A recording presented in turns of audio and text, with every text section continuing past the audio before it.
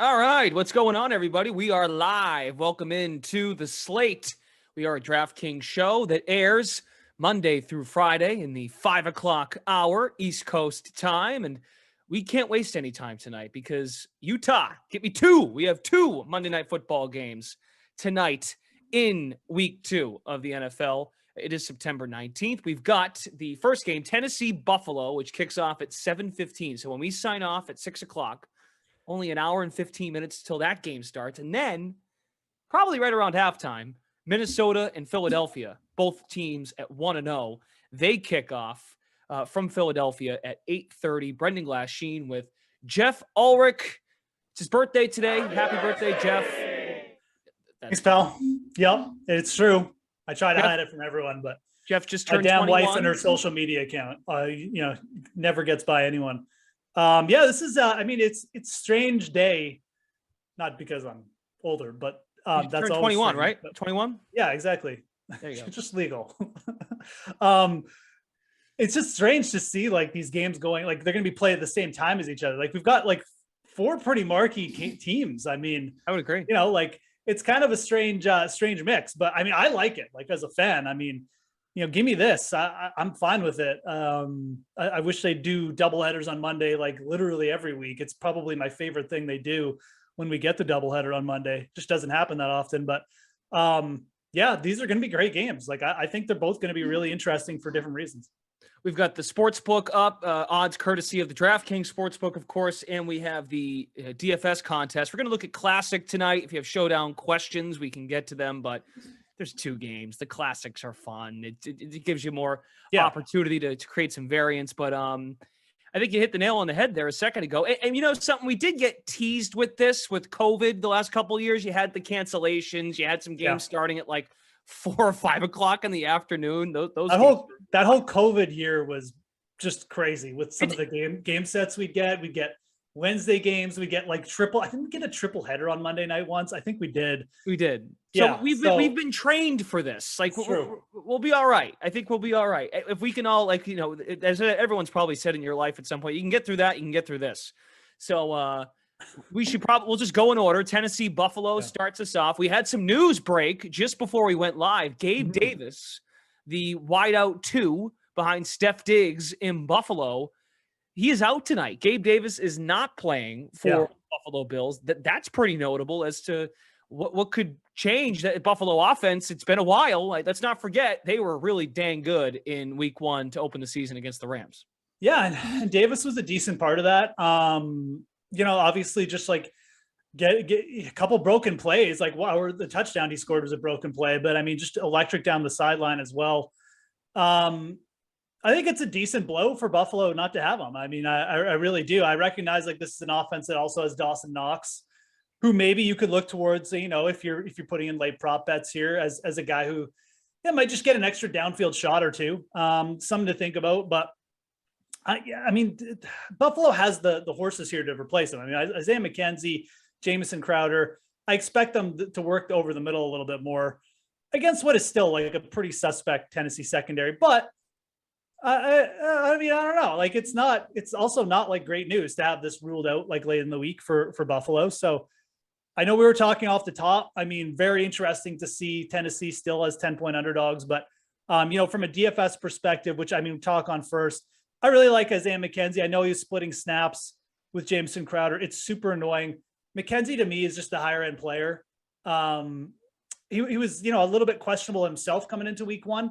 I think you're going to see Mckenzie, especially with Gabe Davis out, take just a more prominent role than Crowder.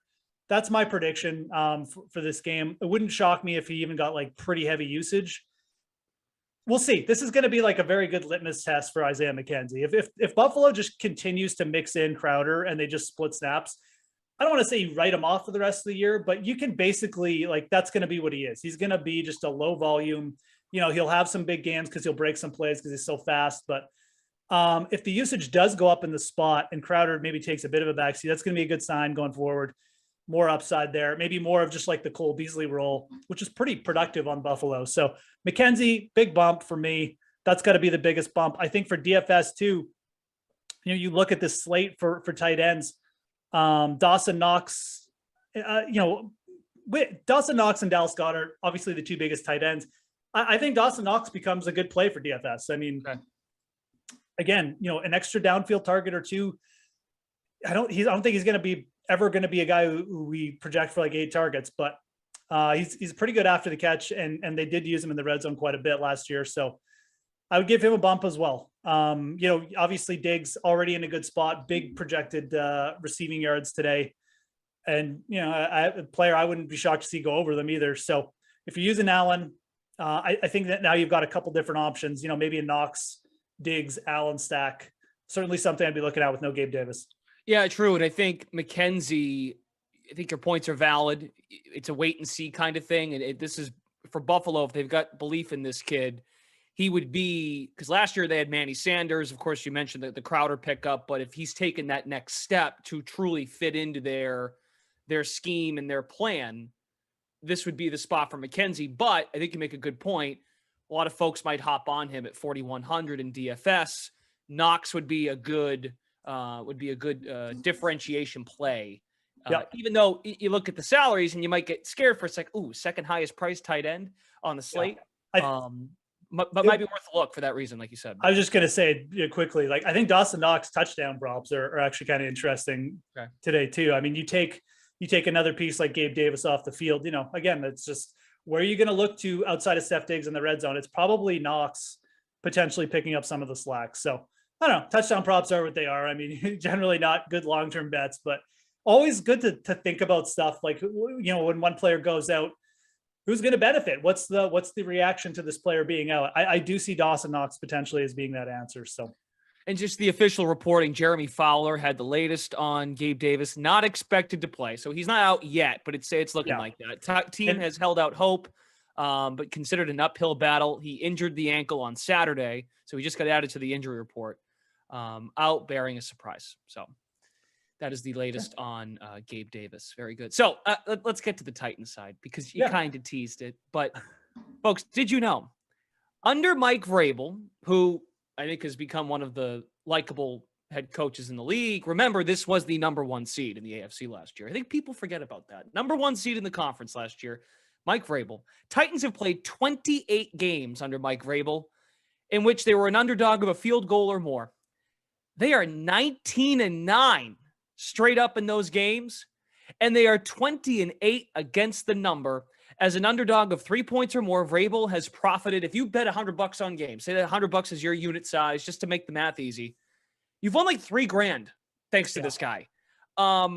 He's the most profitable coach in these spots, straight up in these spots. They're getting 10, and it's so early. And Buffalo really was dynamite week one. I understand that. And of course, the Giants beat the Titans last week. But Jeff, I don't. And now with Gabe Davis out, I don't understand this. Please make me understand. And we're not trying to be like, you were high on the Titans last year. That has dropped off this year. Make sense of this, please. Yeah, I mean, it's dropped off, but it's dropped off like just a little tier below. I mean, last year I thought that the Titans maybe had a shot to like go all the way. I still it's not like that different a team. What's really happened? They've lost AJ Brown.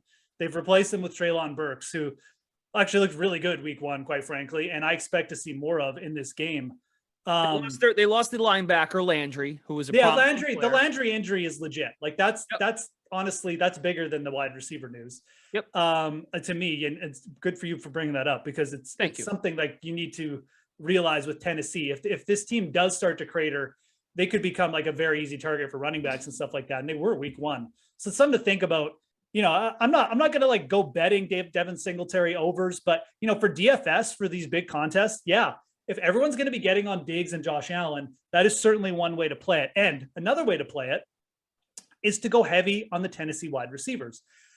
I do like this spot for both of them. And, we can talk about both in terms of, I don't know, like betting and DFS at the same time. Yeah. For DFS, again, if you're looking at this game and maybe Buffalo, you're just thinking like Buffalo comes in, bullies Tennessee around. This isn't the same Tennessee team without Landry. They stuff Henry.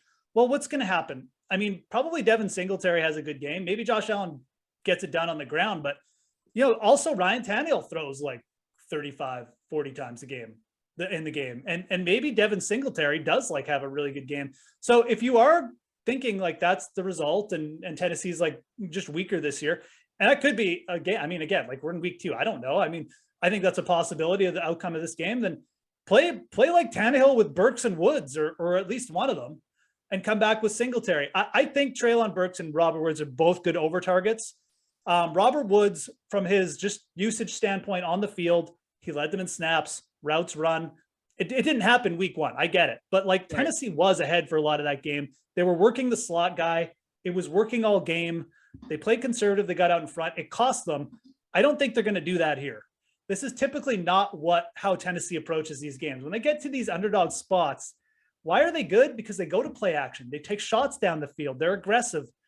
I think one of these wide receivers is going to go for like 80 yards tonight. Like, and I think both of them have a shot to go over 50 yards. It's actually one play I'm playing on the books, going ladder betting the receiving yards of both Burks and Woods. You can get these guys at really low numbers.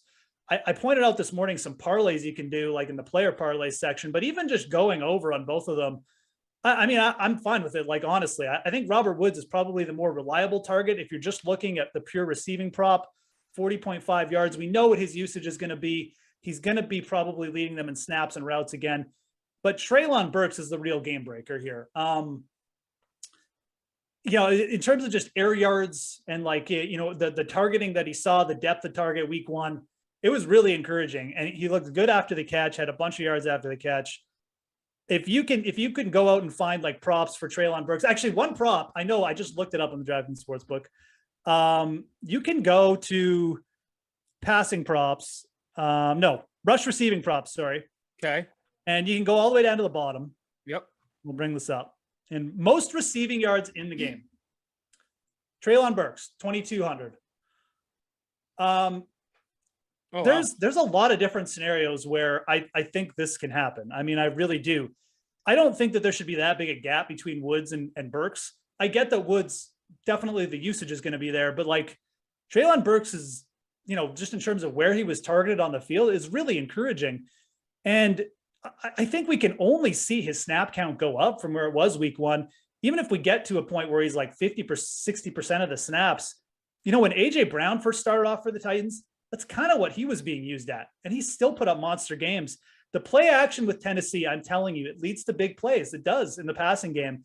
And the other scenario is here. We've got Tennessee in a spot as legit underdogs. Like if Buffalo comes out, takes the early lead, they just might not throw the ball as much as they quite normally do, especially with Gabe Davis out.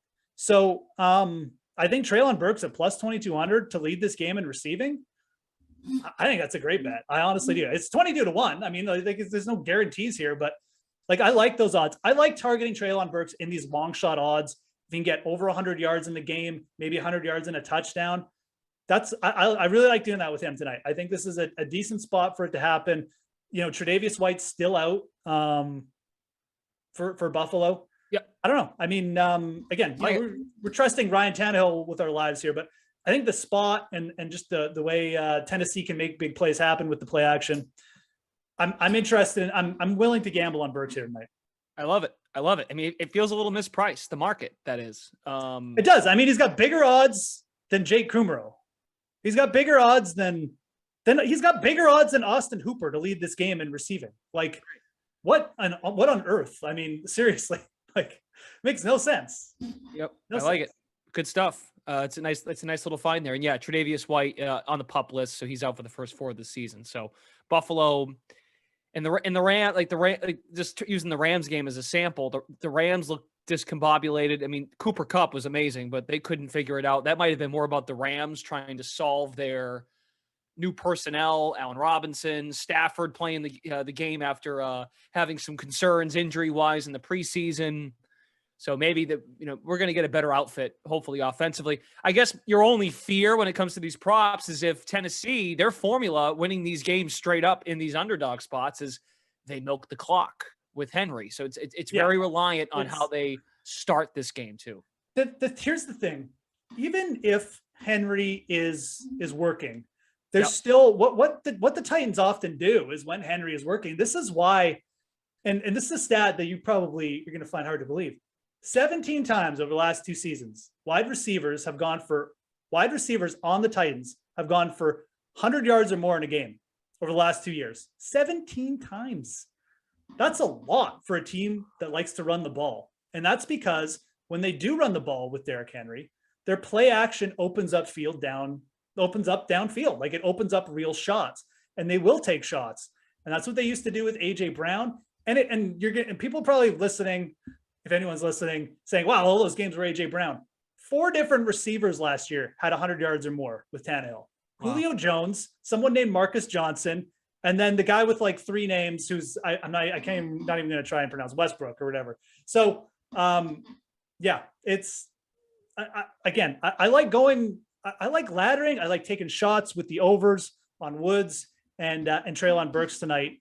I think you're going to see Burks perk up here. I really hope I'm right. He looked great week 1. I mean, at the very least, like if the Titans need to use him. So if they're not going to use him, it's A, stupid, and it's B, it's not a good sign for them going forward, because like they're just going to be too one-dimensional if they don't. So okay, love it. Any other thoughts on this game before we move on to Philly, Minnesota?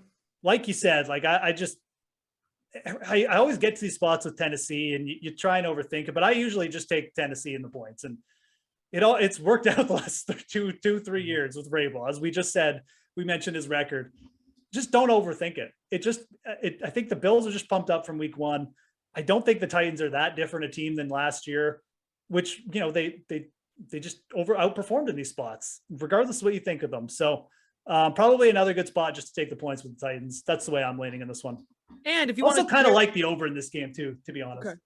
When you maybe not as much with Gabe Davis out. Actually, I'm just going to stay away from the total. Just leave it at the spread. And when you look at the other 2 games that had 10-point spreads this weekend, Houston, Denver, there's a gap there. I mean, Denver's a whole mess right now. I understand that, but it's like, okay, they still won by 7 points. They did cover. And then you get the Bears and the Packers. And I know the Packers have got questions with receiver and whatnot, but no, I hear what you're saying. Yeah, like the gap between these 2 teams. Closer. Tennessee's won the last 2 meetings, the last 2 years, head to head against Buffalo. So Tennessee was the number 1 seed in the AFC last year. Like I can't. Yeah. Okay. Yeah, you're right. I mean, we're at the very least, man. Like if the Bills cover this and like blow out Tennessee, like the hype on the Bills train is going to be, like there's the bullet train speed in Japan, and it's going to be the Bills. Like the Bills are going to overtake the bullet train. So and it already kind of felt that way based on their odds right now to win the title. Those dipped significantly after they beat the reigning champs week 1. Let's go to Vikings Eagles. Jalen Reagor revenge game. That's my first thought. Yeah. Ooh, look out. Yeah. I'm fascinated by this game. I think it's gonna be a fantastic game. 2 1-0 teams. You kind of think, oh, look, Kirk Cousins in prime time. We know that story already. What else? Oh, and the other thing, Jalen Hurts. Like, he's okay. Like, is he really the next guy for Philly? They've got some pieces there, but then you're like, oh, there's some new wrinkles. Minnesota's got an offensive coach. Feels like they found something defensively. Look pretty good against the Packers, as they have in the past, with no Devontae Adams on the other side. That's a really impressive week 1 win. And then with the Eagles, you're like, whoa, they have Smith and they have AJ Brown, who dominated in his first game as a member of the Eagles. So it's not quite the same, even though there is a lot of the same about these 2 teams. There's some new stuff going on here. And I think it's 2 very different teams. I don't know what to make of the line. I think now it's Vikings +3. I don't know how this game's going to go. I'm actually very fascinated by it. I think it's going to be a great game. Yeah, no, I agree. I mean, I think it's a great one for Monday night. And if this was our only Monday night game, I'd be happy. At 2.5, when it was at 2.5, I definitely that's a pretty key number. Like I'm okay taking the Eagles at home at 2.5 right now. I have a lot of respect for Jalen Hurts. Ever since kind of mid-season last year, that offense, it's been tough. I know they kind of got shut down in the playoffs last year, but a little bit of an experienced team. They've added big time over the offseason. Like they've made some really good moves, I think. And it showed on offense in week 1. And that's kind of enough for me to take them. At the same time, like Kevin O'Connell, everyone's all over Mike McDaniel after, yesterday, but Kevin O'Connell might be in the same vein here. And I'm not so quick to necessarily write off the Vikings, like you said, like with the Kirk Cousins. It's so easy to do. At 3, this is almost just like a no bet for me. This is just like the line. It's probably correct. I think these teams, when it comes down to it, are pretty close. I would definitely lean Philly. I liked Philly from the start of the year. I like them to win that division. By the way, I mean, the division, I think he'll still get like minus 140 on Philly. I'm actually maybe do it after the game tonight. Now that the Cowboys have won, if Philly loses this game, you can get great odds there. But on the division, yeah, because they're probably not even up, but they might not. Anyways, I mean, you can check that. I'll keep talking as you check. Here it is, right here, minus 150. Still minus 150, even with the Giants at 2-0. So probably even just wait. It seems like they've priced in a Philly win here. So that, and which is fine. I mean, they're the favorites, but anyways, yeah, this one, the line feels right. Like, honestly, it does. I think that even if the Eagles get ahead, Kirk Cousins, Justin Jefferson, going to be really hard to just contain all game. You know, the Philly defense, like, I mean, they were really good against wideouts last year, good against the pass, but they weren't exactly great week one, right? Like, you know, against anything. So I think this is going to be a close game. I think you're going to see points, probably lean towards the over on this one. I might even like the over better than the number, especially at 3. So I think this one's priced correctly. I'd be looking more towards like props or something in this. I just think this is going to be exactly how it plays out. A higher scoring game, probably right around 50 points, and probably decided by 3 points. I see Philly winning with, like, you know, the Vikings potentially just either, you know, making a game of it late, or just, you know, maybe having a drive to win or something. But that's the way I see this one playing out. I really wouldn't fault anyone for wanting to take the Vikings +3 either. I think Philly is the better team overall, and I'm not sure if it's necessarily going to come through tonight, because that defense looks like they might need a few weeks. But I think eventually, you know, Philly will be the better team here. It's just, I just don't have the confidence that you know, it's going to shine through tonight. I think it's going to be a close game, and that 3 just seems too correct for me to really want to bet on. Kirk Cousins in his career, 2-9 straight up and against the spread. Both records the same in Monday Night Football. But you pretty much just labeled why I'm not on Minnesota either. So, and he has won and covered his last 2. I mean, hey, positive regression is a thing. I kind of, the props are interesting too. Okay. Cousins passing prop has gone up. That's unfortunate. I know let me see if the completions are still here. If you can. But that number indicates they believe Minnesota will be playing from behind. Yeah. Also just that, you know, I think his passing rate in week 1, you know, Minnesota was ahead a lot of the game. They still had a pretty solid number of passes in that game, like just in terms of pass play percentage and pass play, choosing passes over the run, like when they're ahead. So I think, you know, also just projecting Cousins to be, you know, passer heavy, or just the Minnesota offense to be more passing heavy this year in all situations. Here's a prop that I don't mind for Kirk Cousins, and I kind of like this one more than the yards. It just went up, Jeff. The Kirk Cousins prop just moved as we spoke to 272.5. Yeah, so a lot of heat. And if you like the Cousins, here's one. Pass completions, 23.5. I think going over that is fine. I think, again, you know, you've got a guy who's going to be always open in Justin Jefferson. You've got legit secondary options, Thielen, Osborne, tight end, you know, a good pass catching back in Dalvin Cook. I think the pass completions for Kirk Cousins, 23 over. Again, projected for a close game, but Minnesota's still the underdog. I think that you get that last drive by Cousins where they're trying to play catch up fast. I think this one goes over 23.5 over completions for Cousins. I like that. But yeah, this just feels like a game where everything's just kind of priced appropriately. Like there's nothing that I'm necessarily in love with here. There's things that I'll definitely be willing to play, like the Cousins completions. But I like, you know, the interceptions is another thing. Like I've been playing a lot of over interception props on quarterbacks, and definitely it's probably been the most profitable thing I've played. I don't really want to play these quarterbacks for an interception. Hurts has looked really good with the ball, like dating back to preseason and training camp. Cousins is in a new offense where I think it's going to be more short passes. It's just not really something that I want to predict for this game. So I honestly, I don't have a ton of bets for this one. I think that, you know, you can always look to the over on Jalen Hurts' rushing total, but it's not even really something that I am going to go out of my way to play either. Oh, 52.5. That seems low. But then again, it is. I know at 49.5 yesterday, and again, this prop has gone up at 49.5. I definitely leaned over it. And I think that's a fine play. 52.5. I think that's, you know, 3 yards. It's probably a correct number. So again, I don't really have a strong lean there. maybe a Dalvin Cook under rushing total bet, I think is probably sneaky good too. It's only at 73.5. I think a lot of people will look at that and say low, but I think that this Philly defense is going to, especially on the defensive front, is going to be a lot tougher in this game. And that one's gone down by a yard as we're talking. So a lot of reacting as I'm talking, but Hurts went up 1 too. There you go. So, Cook under is something I'm looking at. Jalen Hurts now 53.5.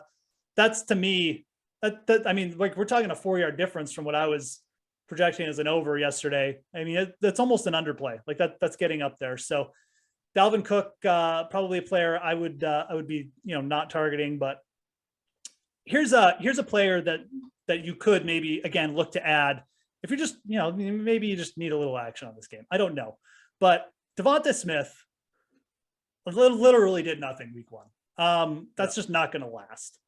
He's got a 46.5 receiving total for yards. And then his reception total, it's at 3.5. I actually like going over that 3.5. I think there's a good chance that the Eagles just, they look his way, maybe even early in this game, and just try and get him going and just making the Vikings realize, hey, you want to cover AJ Brown? Sure, go ahead. We'll throw to our number 1 draft pick from last year and hurt you that way. And it's only a -110 too. So like the number is good here for us.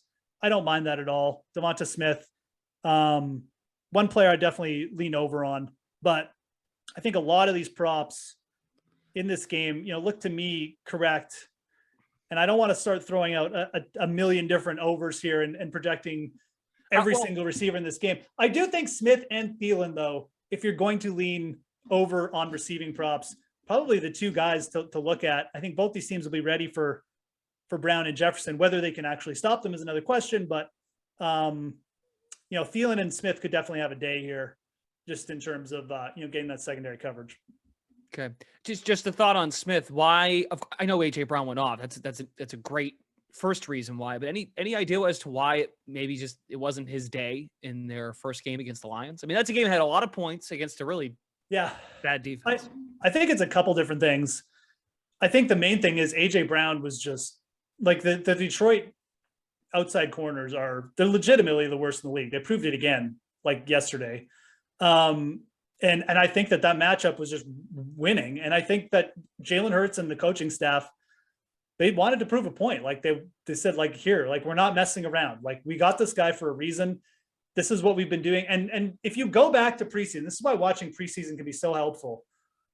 Like, every single thing out of Philly camp was every day they are targeting AJ Brown relentlessly, and he is winning in all types of different situations.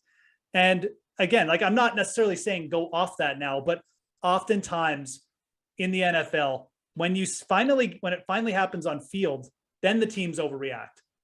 Minnesota knows what Philly did last week. They targeted AJ Brown 13 times. They know it's coming. So what's the natural reaction? Probably going to set something up for AJ Brown early on, especially in the game, just to slow him down. Go over to Devonta Smith. That's just kind of the feeling that I'm going to getting from this game. It's the classic week 2. I don't want to say overreaction, because I think AJ Brown's going to be good all year, but the overreaction to Devonta Smith's props probably is what we're seeing here. So, okay, how about DFS as to how we want to attack this game? Yeah, and again, like, I mean, Hurts. If you're playing Hurts, you don't necessarily need to pair him with AJ Brown, because if AJ Brown stays out of the end zone again, and Hurts just rushes one in, or he throws like a couple touchdowns to other targets, I mean, that's fine. So I think a Hurts Devonta Smith stack is actually like really interesting for the slate. And then you could always, again, like, going off of Brown and using Hurts, that'll let you pay up for Justin Jefferson too, right? Who I think is like, close to a must play on the slate. Must play every slate. But yeah, that's kind of how I'm looking at this Philly offense. I think that they're definitely going to be AJ Brown centric this year, but I don't think they're going to be as centric as it was in week 1. And I think that in this game, with the Vikings just being a better team overall, you'll see these other pieces perk up.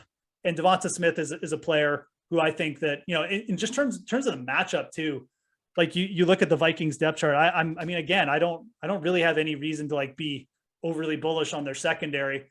they had a good week one, but I mean, like the Packers are basically like a wide receiverless team. I mean, Patrick Peterson, Cam Dantzler, like I think Devontae Smith, I think it's actually a really good spot. I think it's actually a good spot for AJ Brown too, now that I'm thinking about it. But maybe you play both wide receivers with Hurts and you go like heavy passing. I don't think many people will be doing that either. Right. So I think Hurts is going to have a good game. And if I was paying up for one quarterback, it would be Hurts, probably even over Allen. And I would be pairing him with like more than one pass catcher here, because I think Jalen Hurts is another player with something to prove. And it's not just that he can rush it in, but he can win these games with his arms. And I think he's going to do that tonight. Speaking of vulnerable secondaries, that might be the case too with Philly. Granted, the Lions might just be that good offensively. I think the Lions are going to be good offensively. I think that is part of what happened last week. Yeah, you're right. But look, I mean, Philly's got some pieces. They traded for Gardner Johnson at the safety spot. Darius Slay is still a threat. So I guess what I'm getting at is, do you have any concern about Jefferson at 9K against Philly's secondary?